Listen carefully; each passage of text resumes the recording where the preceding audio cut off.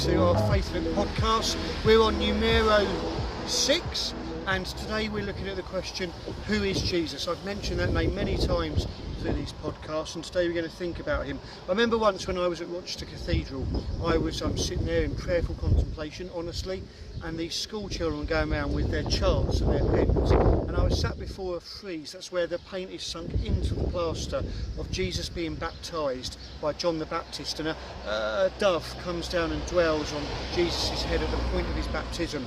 And this girl looked at her friend and went, "Who's that bloke with a bird on his head?" And it made me remember afresh that actually we live in a culture now where people just don't know who Jesus is. They're more likely to think of a South American footballer or a Spanish person that they know than Jesus Christ, the Son of God. The Bible, predominantly the Gospels, Matthew, Mark, Luke and John, tell us about who Jesus was. You may say, but aren't the Bible, the Gospel stories, aren't they biased, Neil, and aren't they unreliable?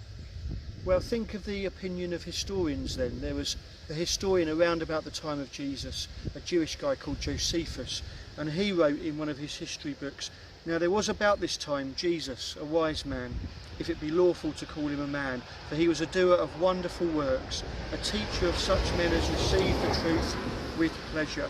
He drew over to him both many Jews and many of the Gentiles. He was the Christ, and when Pilate, at the suggestion of the principal men amongst us, had condemned him to the cross, those that loved him at first did not forsake him, for he appeared to them alive again on the third day, as the divine prophets had foretold these and 10,000 other wonderful things concerning him. And the tribe of Christians, so named after him, are not extinct to this day." Or forward wind several hundred years to the late 1900s, and there was a guy called Frank Morrison, who was a lawyer, who decided that he would look at all of the stuff about Jesus' trial, death and resurrection and prove that it didn't happen. He wrote a book called Who Moved the Stone, and in that book, by the end of it, he'd become a Christian. Or Lee Strobel, many years later, who wrote The Case for Christ, when his wife began to attend church, and he thought, I'm going to take this myth and blow it apart. After studying it seriously, he decided that it was true. If that doesn't float your boat, how about textual criticism? It's a science, and basically this isn't a Christian thing. It says that the closer we have a writing to the original text, and the more of that writing we have, the more reliable we can say it is. We were all taught about Gaelic wars by Julius Caesar when we were at school, and the closest writing we have to that is 900 years after the original, and we have 9, maybe 10 copies of that manuscript. If you look at the Gospels about Jesus, the closest we have to the original are only 300 years apart. And how many copies do we have? More than 2,300. And so I'm sure you can understand that I get a little bit annoyed when people tell me we can't rely on the Gospel texts. If we can teach Gaelic wars in history as if it's truth, it's far less reliable than the Gospels. So we can teach those. Jesus definitely existed. That's factual truth. But what was he? What is he like? Well, firstly, he was a human. He was Jewish. He was illegitimate. Didn't know his father's origins. He was in an oppressed people, and he worked really hard as a carpenter in an everyday normal job like yours and like mine. As well as being human, he was a teacher. Billy Connolly, that wonderful Scottish comedian, said that he loved the teachings of Jesus. And Bernard Ram, a Christian, says this about the teachings of Jesus: they are more read, quoted more, loved more, believed more and translated more because they are the greatest words ever spoken. Their greatness lies in the pure, lucid spirituality in dealing clearly, definitely and authoritatively with the greatest problems that throb in the human breast. No other man's words have the appeal of Jesus' words, because no other man can answer these fundamental human questions as Jesus answered them.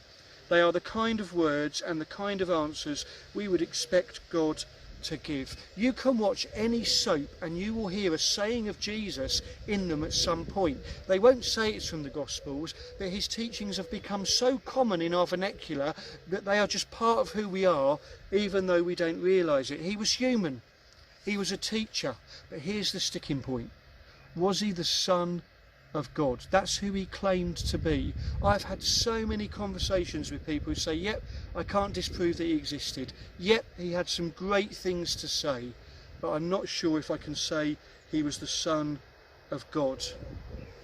When Jesus died, all of his disciples ran away and hid, apart from John, who looked after Jesus' mother, but he didn't hang around that long at the cross. They ran away in fear and they hid.